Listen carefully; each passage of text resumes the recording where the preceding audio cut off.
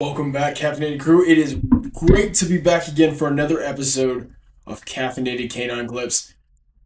Grab your coffee, hug some canines, sit down, let's enjoy some good work. And let's get started. Alright, so today, since it is a special day and we are talking about the fur missiles themselves, the dogs that track down any lost man, child, or woman, we are going to get into police canines and all the work and whatever goes around with them. Part of that, we got to talk about today which foundation we're going to support with this video. This is Rescue 22. This is the Team 22 dog tag shirt. Go check out R22 Foundation. They are a phenomenal foundation. They do great work taking veterans that need canines for service animals and then taking old dogs that were in the military and police work, taking both retired areas, getting those dogs a new job, providing them new purpose, and bringing new life into these veterans that could use some very good help with their canine partners. It's a phenomenal job. We'll get into more of that later. For now, let's get started. All right, so first up, I'm just going to show you a basic point of comparison. When we talk about breeds, there are a lot of different breeds that come up with police canine work. So I just want to show you there's a lot of breed potential in many areas. This is a good example. This is Canine Professional Dog Training Camp. This video is simply showing that Labrador and a Belgian Malinois being a very common dog breed for police work, both of which can be highly trainable, highly usable for the actual job. Just a matter of how well you can train the dog and what you can do. Now, we're going to get away from that. Next video, we are moving to. We're going to get into the various jobs of what these dogs can do. When we talk about the quintessential canines of any police work, Belgian Malinois is usually number one on the list. These dogs are mainly Highland athletes, high-end working dogs with great drive. And these shows off a lot of their work, from bite work, athletics, jumping, anything you name it. That was a video by Mowgli Dog Training from a different country. Now, when we talk about canines, police canines, operational canines, canine units, police work dogs, there's various jobs we got to discuss, and that means we have to talk about scent tracking, we have to talk about bite work, we have to talk about actual just guard and protection. So, first things first, I'm going to get into some actual scent dog work, and we're going to start from there. We'll jump to this video. This video is a special video coming from City of Bend, Oregon, about a certain dog themselves, Ranger the Bloodhound. The newest member of the Bend Police Department. Take a look at his amazing capabilities. Well, when we're evaluating the capabilities of the police department, in particular our canine program, the one thing that we are missing is the ability to track elderly, young children, or really the ability to track non-criminal entities to try to find them. The dogs currently assigned to the Bend Police Department are apprehension dogs. They're trained to go out, track somebody down, and then the apprehension part is the biting or seizing of the person. Ranger is a lower liability dog. He's not trained to do the bite at the end. We don't have to be concerned that when... So, basically what he's explaining here, that is a lot of police canines or apprehension dogs. These are dogs that have bite training, that is the ability to actually apprehend, bite onto, and also hold down various assailants. That is a specific job, does not fit everything. So having a scent tracking dog, dogs like generally your bloodhounds, a Labrador, something of a different kind rather than your typical Malinois or German Shepherd, gives you in the police department a little more versatility, a little more ability to do other types of work when they're trying to track down other members of the community that need to be found, that are lost. Saying if you're trying to track down a lost child, maybe trying to do cadaver dogs, that's a very good another option that most people don't think of. There are dogs that are specifically trained to find cadavers based on the unique scent of which they have. So that's where this is literally just when so the you dog can keep gets like to them that he may bite them. There's a couple. if you actually look at him, hounds are very existential to whatever that is when it comes to scent detection. It's their bread and butter. It's what they do. Their actual long floppy ears will funnel that scent right into their nose. It's amazing what their physiology can do to help track down scents and what the scent of a source is. Now we're going to move into another one of simply what can happen with scent production dogs. And I'm going to show you a little bit of thing of this is how they are trained themselves. So this is Claude Roberts. This is a video of a dog being scent trained. Now, scent dogs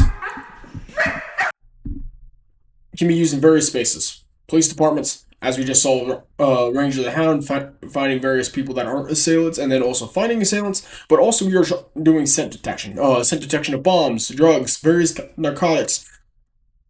Any of the above can be used by a dog to find and locate. So it is a very awesome thing when we see this. This is a very quintessential tactic of when training a dog. This is a good skill. You're taking the scent and moving it of multiple things of what you would think it would be, and then you're trying to distract the dog, making it think it is and located in a different spot. Now, this is a higher end level of training. This isn't something low. This is something a little bit further along. It allows them to understand where the dog is on a higher level, and it's something when their dog's getting close to actually being able to go out in the field. This is one of their final tests that they end up doing. So this is training narcotic detection dogs, and this is what they call BSD dogs. And watch, you can see this. This is a simple lab. He's very excited because he's very stimulated. He's seeing, okay, there's many boxes here. I can go to many different things. I'm going to get let off leash, and I'm going to go find it. So let's see how this Caffeinated K9 goes to work. Ooh. Bingo. Didn't even skip a beat. Just right down, right when you found it. That's exactly what you want from a detection dog. We're going to show you a different option. That's Claude Roberts for you. This is proper vehicle search. Detection dog training by Avanash in Holland. So we're in Holland. They're doing canine arrest. This is Reward Canine Dog Center. You can go check them out.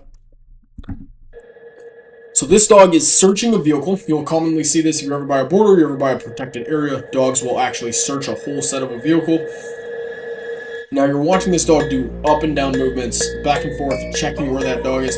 Closer they'll get to the scent. They'll track back and forth, making closer. Oh, bingo! And see, both times you've seen these dogs immediately sit down. That's their cue to their handler saying, hey, I found it. It's right here. Other dogs you'll see hunting, they'll point. A hound you might hear is an automatic howl when they found a scent and they're on the track. It all depends on what that dog is trained for and how that dog is trained for certain situations. These dogs are generally trained, okay, I found it, I'll sit. So that's another job that they have. Funny enough, as a veterinarian who is working to do into working dog medicine, it is interesting because I can disturb what this dog gets for his scents based on medications I prescribe it if it has any issues. I have to think about that, and so something that's a little bit more of a challenge for veterinary staff or veterinarians when they're treating working dogs. If they're a scent detection dog, is I have to prescribe medications that will allow the nose to still operate as it does and not create systemic effects with those antibiotics, pain meds, or whatever else I might be prescribing. We'll move to the next one. We're going to get into a very other scenario of what these dogs do when they're working for police. And this is a good training program. This is canine defense. This is scenario training. These dogs usually have two different things. There's, as we mentioned earlier, there's apprehension, and then there is a civilian side, which is protection dog training. Those are completely two different things. but the end result when it comes to bite work is very similar, and then we're going to actually take a look at this. So here we have a situation. Got mom, another lady, couple kids. Kid's gonna get put down. Mom's gonna turn around, get on her phone. She's gonna talk to Tiffany because she's got stuff. Oh, here comes bad guy. He's gonna come dig and get, and boom. Let's rewind that. Boop.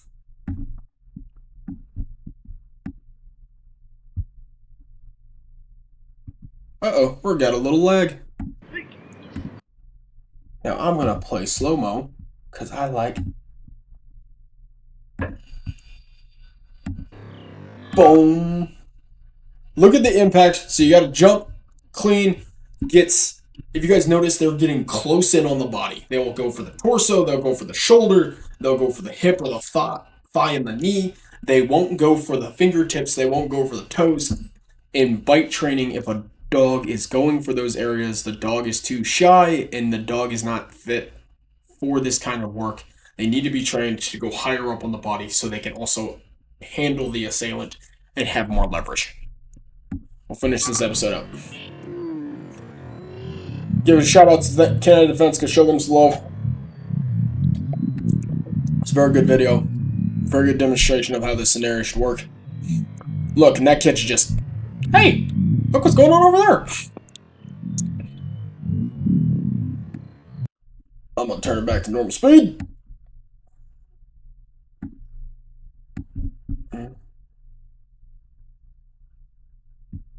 You guys get it. You can see this dog just like handling this guy, putting his weight down, keeping it down. It's great work. Now, since we did bite training, we're gonna go back to our first video here of all these dogs doing these jumps and having these bite competitions.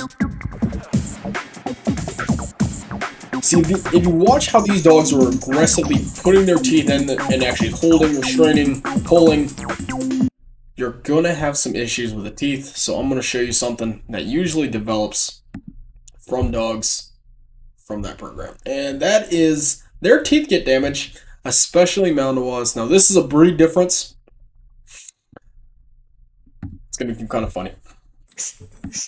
Out. So this is Live Tales, just about Malinois little video vlog. This is a Malinois. He's very high energy, but there's something called the Malinois or Malinigator chatter. This is kind of funny. Out. Nope, stay. You guys can see his little teeth chatter there. Are you cold? Just a chomp chomp chomp chomp chomp chomp chomp chomp chomp chomp chomp chomp chomp. Chomp, chomp. That is them chattering their teeth just because they're anxious and they want to play, they want to do the work. You'll hear that and it's just they just go over and over and over again. They're a very interesting breed, very high energy. Unfortunately, that allows you to break some teeth as well as doing the work. The work itself, tearing at the teeth, causing issues, also causes some damage. So then you end up stuff like this. Yes, that is metal teeth. So there is a place in veterinary medicine where veterinary medicine does dentistry, and that is a big issue. You can even get specialized in it. But that is a certain job that you have. With this is sometimes you have to get replacement teeth for dog teeth, especially canines that are on the job. They need work. They need strong canines, so they will actually fit these metal replacements in there. You could even give them some form of like not a denture set, but like a retainer set that doesn't damage the thing. It's kind of like an Invisalign, but with metal choppers. A little bit badass. And they can show you just kind of how those are modeled out. They structure everything out. They take like a 3D model, put the dog in a sedation, give the dog a mold they make from his teeth and his jaw, put that into a 3D printer, print out those metal casts for those teeth, and they're able to actually put them in. It's actually very awesome. Show you another thing here. So, as you can see, This is organic stick. This is this dog's got titanium teeth. are his teeth. They are Happens with both military and police canines. Just want to show you the versatility there. That's really all I got for those. Now, I wanted to make a mention, since a lot of dogs get these damage also from the work they do. They also get knife wounds, kicked, trauma, gunshots occasionally, which is also terrible. A lot of times canines units lose their canine members because they have no way to actually get the canine stabilized while going to a veterinary hospital. It's not something that was very much trained in the past. It's starting to change. I'm going to show you a couple things here. This is Channel 5 KRGV. They're actually making a difference. This area is actually, with their local law enforcement, is making a difference with that. This is in Hildego County. These officers are getting trained to prevent canine deaths. These are EMTs getting specific training. The reality in South Texas, dogs are used in the field by Border Patrol and local police. Canines Give it a little bit of time here. Looks like I have a freeze here. I'm going to hit escape. in the field to need Oh. to help Hold on. during Okay, I got it back. We're good. Really hot. This is JJ Pichardo. His interesting home overlooks western Hidalgo County. They see the marks of the shoes. You see it right there. One recent morning, he got up and went past a shed.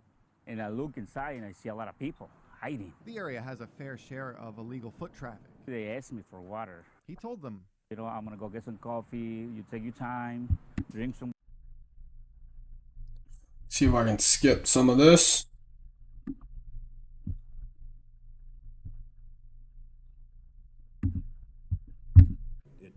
It does set the department back. and the reality of this brush, That's it. It's too hot. those canines matter You know, I want to see my family again. to save people. Or at least go back alive. Christian Von Preissing, Channel 5 News at 10:30. So that's just a simple thing that started somewhere in Hildego County. What's funny is even in my home state, where I'm from, Nebraska, we've even made something different about that as well. So this is Channel 1011 News.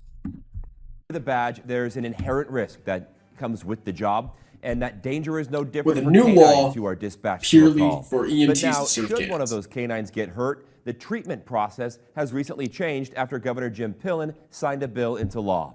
1011's Brandon Muting spoke with the Nebraska State Patrol today about what this means for troopers going forward. Brandon, what did you learn?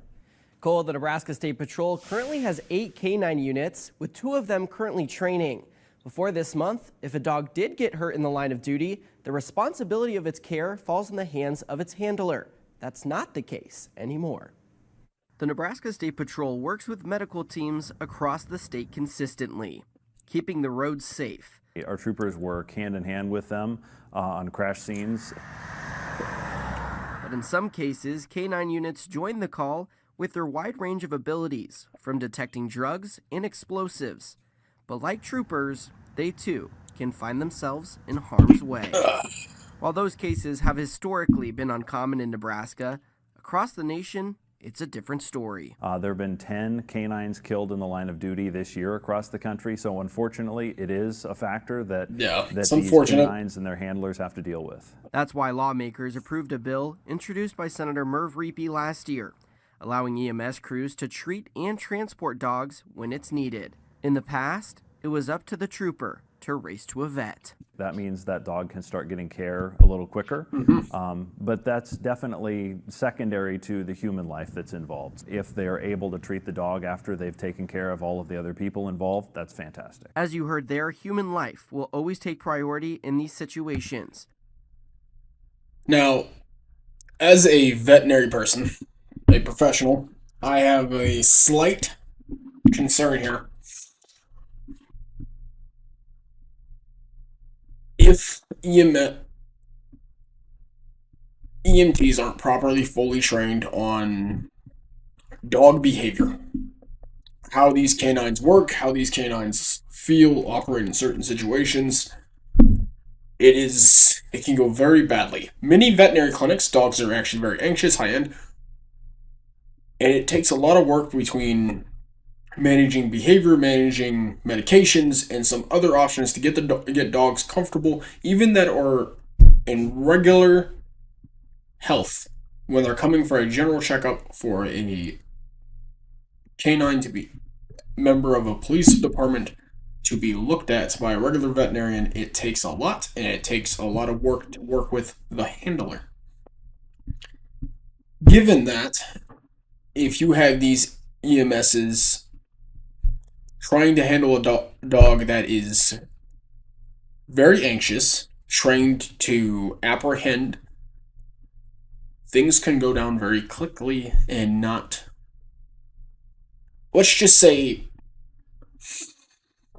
not only the dog might need treatment. So I'm hoping and I'm praying that when we implement this into Nebraska, this will be taken on the idea that people will get proper training. Also understand there's a large amount of difference between human care and veterinary care. And not only the dog's general assessment will be addressed, but can you address the dog in the sense of pain medication, anxiety, and everything else? We have something in veterinary medicine called an FAS score, fear and anxiety score. It is a very common thing nowadays and also supposed to be becoming standard of practice. That is the behavioral component a veterinarian is supposed to assess when doing an exam. Or any part of a veterinary staff is supposed to be able to assess how that dog is behaving, if they are comfortable, if they're relaxed, if they're excited, are they anxious, are they angry, are they defensive, are they working toward more of an aggressive posture. Multiple different views of behavior assessed in one moment. So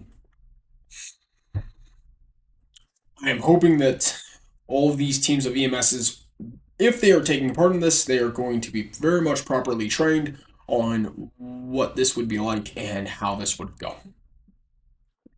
Let's keep watching. Meaning in some cases, the dog may still have to be transported by its handler.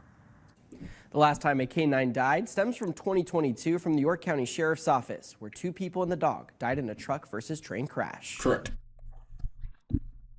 All right. That's tonight. A unique bond brings all I have for this week. I hope you guys have a good one. As always, stay fit, stay faithful, stay caffeinated. Remember, go check out R22 Foundation. Go buy yourself a shirt. Give them some love. Have a cup of coffee. God bless.